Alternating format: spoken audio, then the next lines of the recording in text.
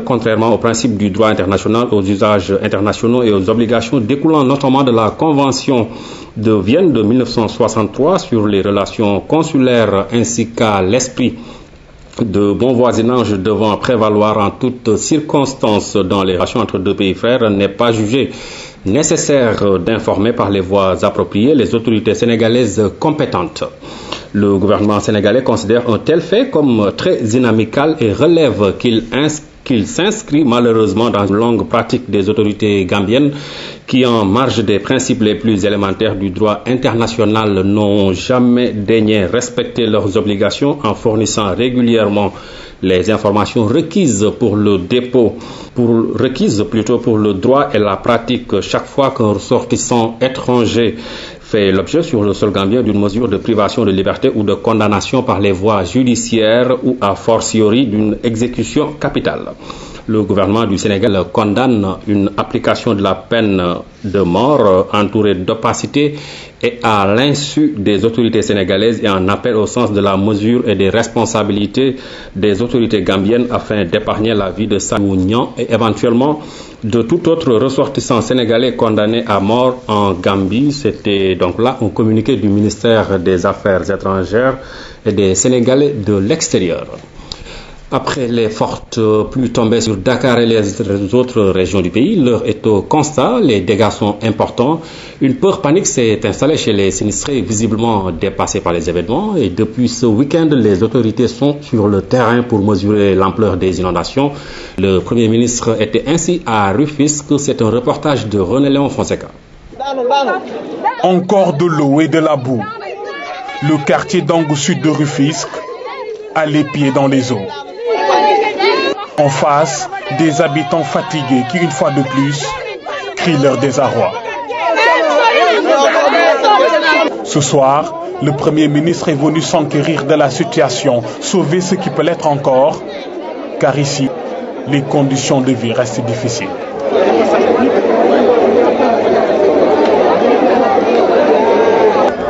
Donc vous êtes en train de m'expliquer que le canal qui existait, les habitants, des personnes sont venus habiter sur les côtés du canal. Sur le canal. Et on me demande de réaliser un canal dans des conditions optimales qui devait empiéter sur les concessions. Et on était en début électoral. Sur ceux qui restent du canal, avant d'évoquer les occupations qui en réduisent l'emprise, sur ceux qui restent du canal, tout à l'heure, avant d'arriver ici, j'ai eu l'impression que le milieu même du canal était gêné par des constructions. C'est quoi ça? Ce sont les travaux. C'est le canal qui est en construction. Nous sommes en construction, on n'a pas terminé. Les causes sont multiples, mais difficile de situer les responsabilités. Pour l'heure, la reprise des travaux du canal s'impose et il faut agir vite. Moi, je vous demande de commanditer une mission d'experts pour approuver le travail. On ne peut pas approuver. C'est la conclusion. Voilà, il faut commanditer une mission d'experts. Les gens parlent comme ça, ils n'ont même pas lu le projet hydraulique. Ce soir, le PM est aussi venu pour soulager une population meurtrie. Les actes seront joints à la parole pour tenter de sauver une situation qui reste encore catastrophique. Les inondations notées depuis quelques jours à Dakar et dans plusieurs régions du pays posent encore le problème de l'urbanisation.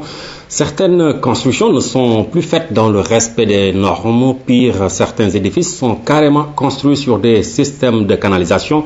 Maman Moussa Niang s'est penchée sur la question. Dakar, capitale du Sénégal, étouffe.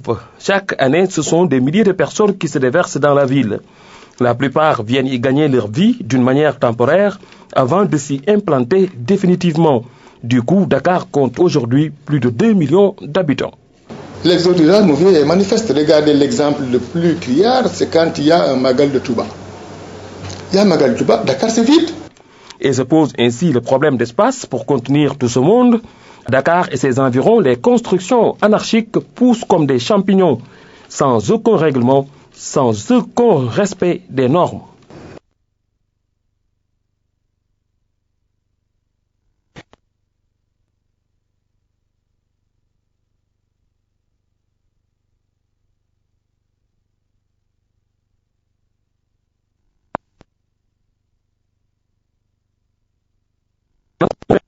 tombés avec fracas ou qui ont tout simplement perdu leur toiture. Des bâtiments qui ne tiennent pas du fait d'un manque de contrôle de leur fondation. Visiblement, ils sont construits dans des zones non recommandées. C'est le cas, par exemple, à Sacré-Cœur, avec cet immeuble construit sur un canal. C'est hier qu'on a constaté les problèmes au niveau du magasin. Un tuyau s'est détérioré, l'eau a remonté et finalement, personne ne pouvait travailler. On a décidé donc d'évacuer les lieux. À la foire, nul ne peut comprendre pourquoi ces constructions anarchiques dans cette zone qui visiblement n'est pas habitable. Il y a eu des lotissements qui n'ont pas été opérés sur la base d'une étude préalable et sur la base également d'un état des lieux. Plus grave encore, ces bâtiments ont obstrué la voie des eaux à évacuer. Les canaux d'évacuation classiques sont bouchés et là où l'eau ruisselait également a reçu des constructions comme vous avez pu le constater. Les gens ont même poussé leur témérité jusqu'à construire et accoler des bâtiments au niveau de la brigade de gendarmerie.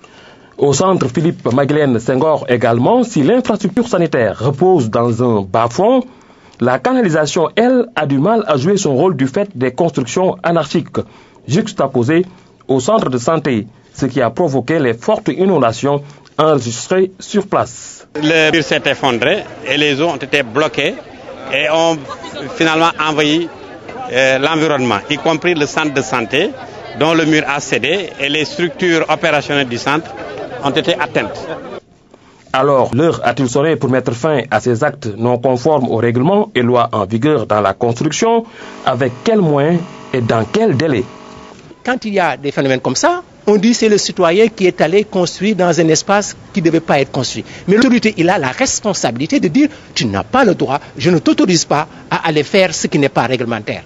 Si tu le fais, je te sanctionne. » Je vous assure que si on arrive un peu à mettre de l'ordre dans cet environnement-là, je suis certain que, je ne dis pas qu'il y aura des catastrophes qui vont tuer les gens, mais ces catastrophes seront bien maintenues parce qu'on aura tellement étudié les ouvrages, les infrastructures, de sorte qu'il y a des dispositions qui sont prévues pour contenir toutes ces violences de catastrophes de vent qui vont survenir dans les ouvrages.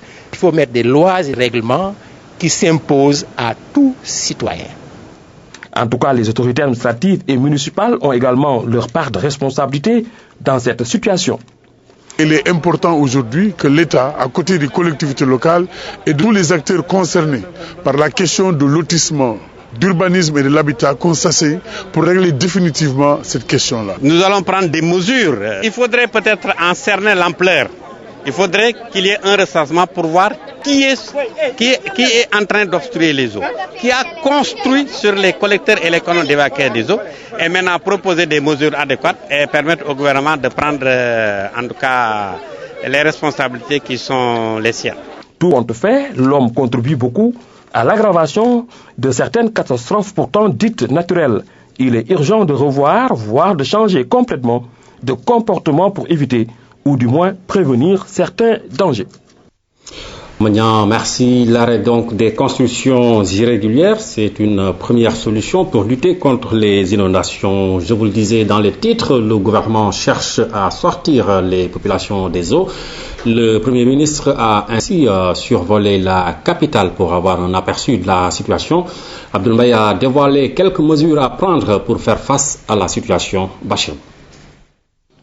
C'est à bord d'un hélicoptère de l'armée que le Premier ministre et son équipe ont survolé Dakar et sa banlieue.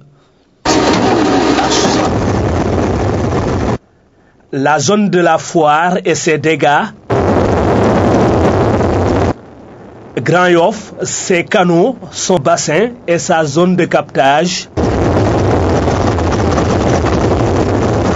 Rien n'a échappé aux passagers qui regardaient à travers les hublots.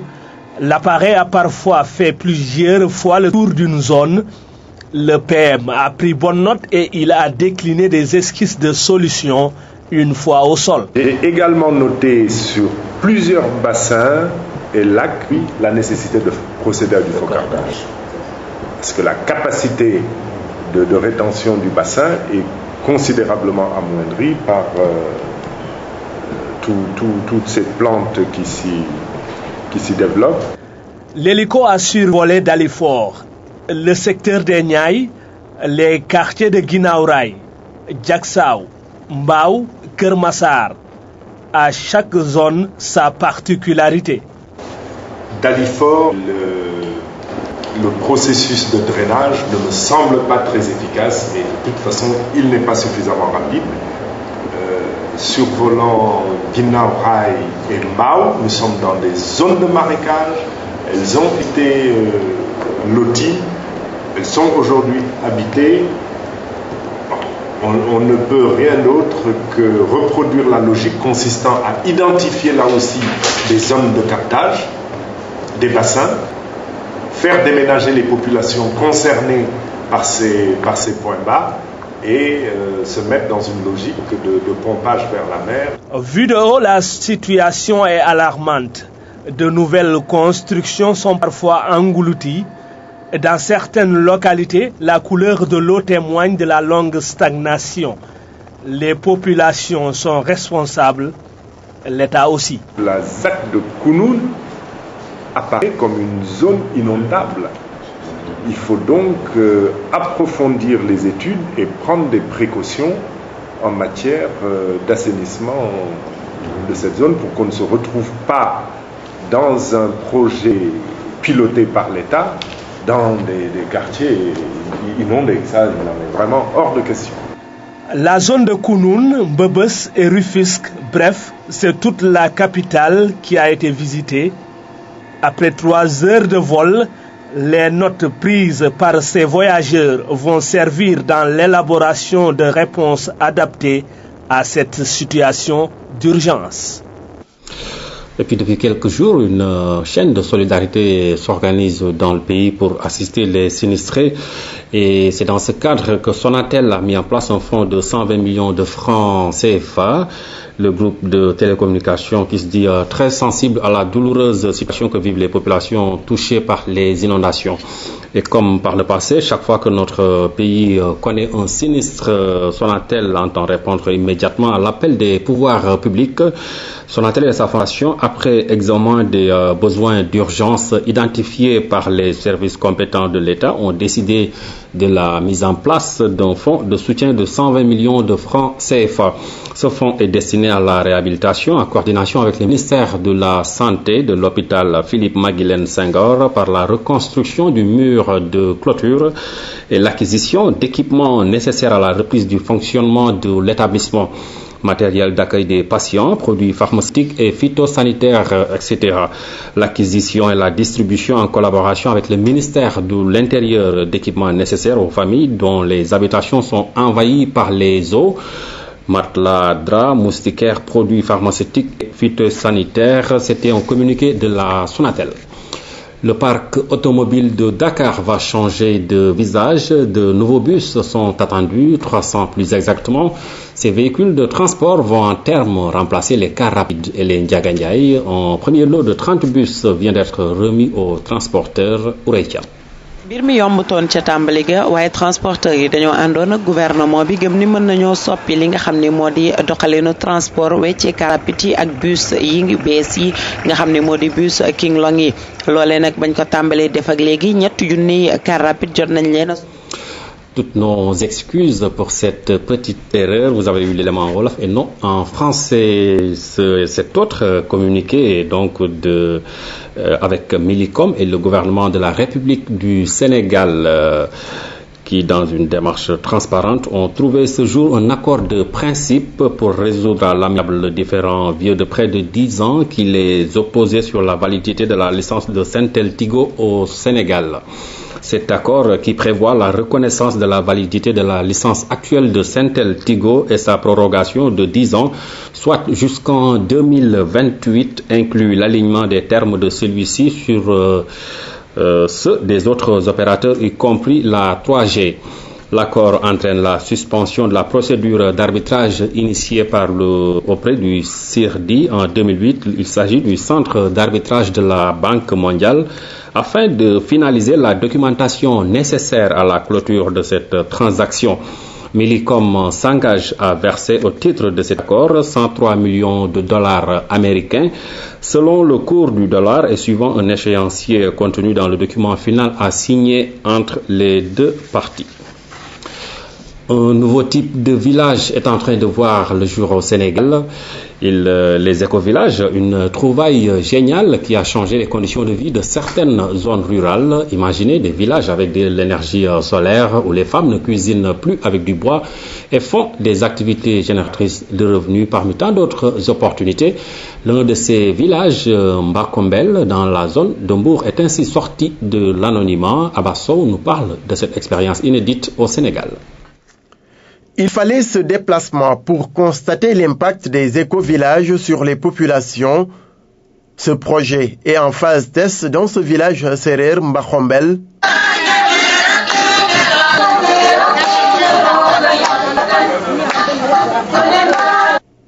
Ici, la cartographie rurale est complètement transformée grâce au projet éco-village. Depuis que nous avons commencé le projet, nous les femmes, nous nous sommes organisées. Les membres du GIE se sont appropriés le projet. Ce four solaire nous permet de griller l'arachide. Nous préparons aussi le repas grâce au système solaire. Avec ce fourneau, nous économisons du bois de chauffe.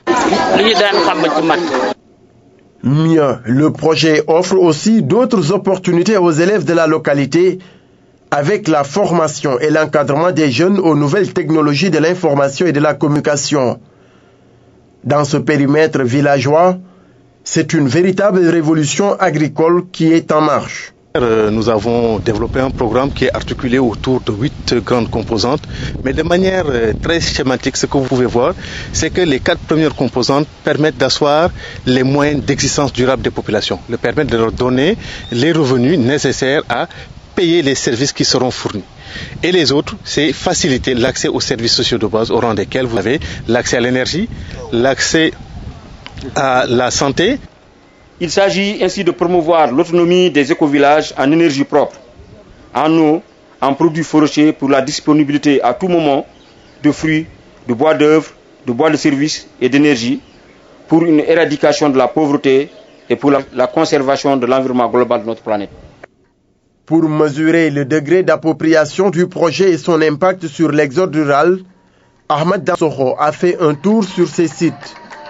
Royalement accueilli, il n'a pas manqué de reconnaître les réalisations du président Wade, surtout dans le monde rural. Ça, je dois le dire, et je n'ai aucune honte à dire qu'il a fait du bon travail. Ce qui est fait ici, c'est un bon de civilisation. Vous vous rendez compte? Les ordinateurs, pour les petits.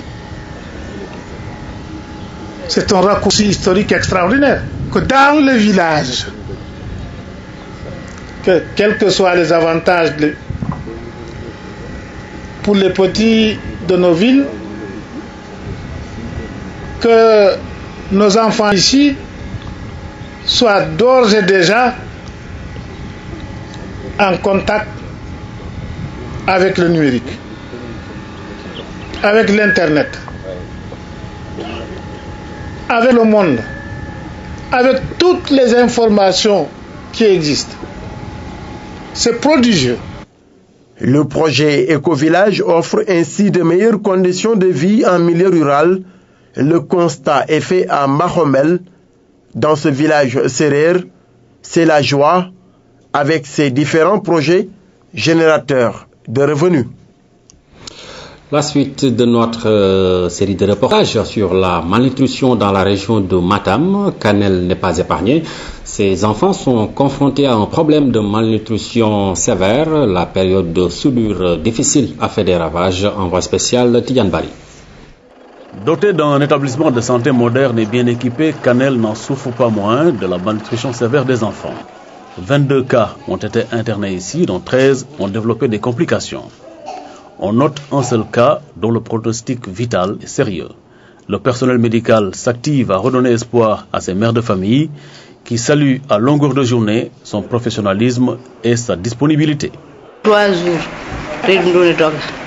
Pendant 3 jours, mon enfant a fait de la diarrhée. J'ai tout fait pour le soigner moi-même, mais ça n'a pas marché. Depuis que je l'ai amené ici, j'ai constaté un changement.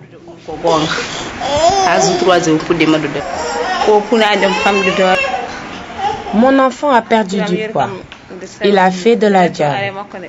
J'ai acheté une ordonnance au dispensaire à 4 reprises, mais ça n'a servi à rien. C'est pourquoi je l'ai amené ici.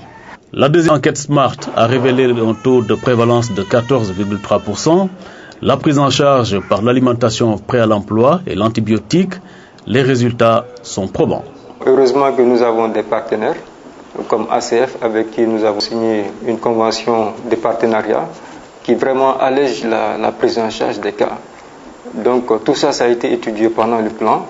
Donc on s'est dit qu'il fallait aller rechercher ces cas-là et les prendre en charge. Ce qui a fait qu'on a complètement simplifié.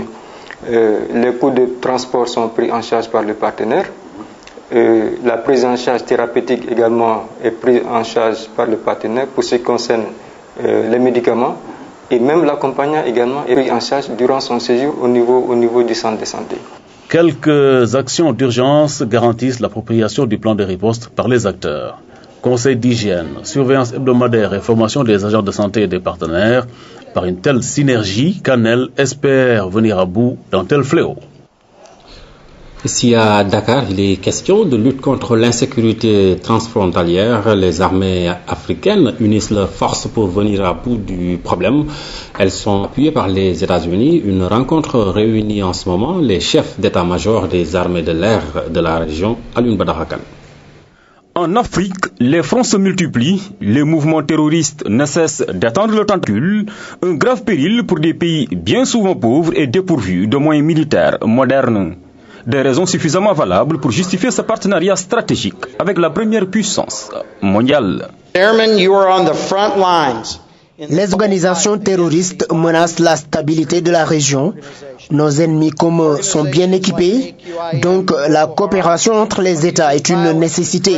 C'est la meilleure façon de lutter contre ces extrémistes.